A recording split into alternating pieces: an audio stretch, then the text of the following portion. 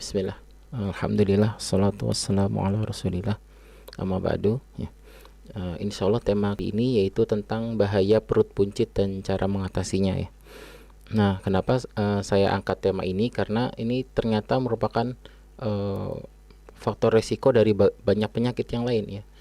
Perut buncit ini tidak hanya masalah penampilan, tapi juga ternyata bisa merembet ke masalah permasalahan metabolik ya.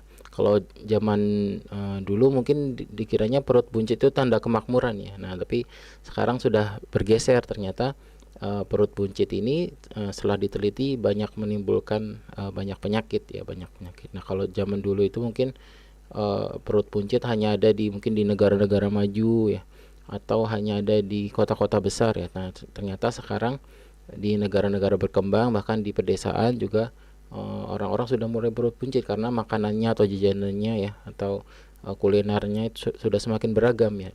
Nah, sudah semakin beragam, kemudian aktivitas geraknya atau aktivitas fisik dari pekerjaan itu juga tidak membutuhkan banyak gerak ya. Kebanyakan hanya membutuhkan sedikit gerak atau hanya duduk saja di meja atau di kursi seperti itu ya, atau pekerjaan kantoran lah isinya. Nah, maka hal ini ya bisa menimbulkan tadi perut buncit itu ya.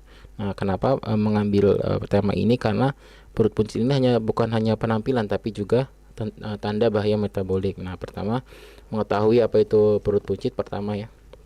Yang kedua memahami bahayanya ya, kenapa bahaya tidak hanya secara penampilan ternyata, tapi nanti secara sistemik, secara seluruh tubuh juga berbahaya. Kemudian mengetahui cara mencegah dan mengatasinya ya.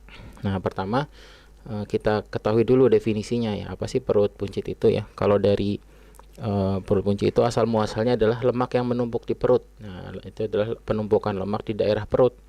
Nah, terutama lemak visceral atau di sekitar organ dalam.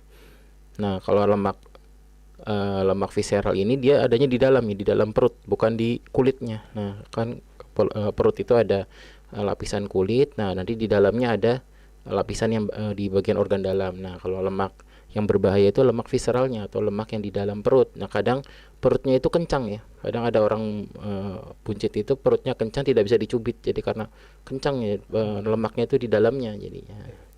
Jadi bukan kalau di kulit kan kita misalnya di bawah sini ya, ya paling sering di bawah lengan ya. Nah, itu kan bisa dicubit ya.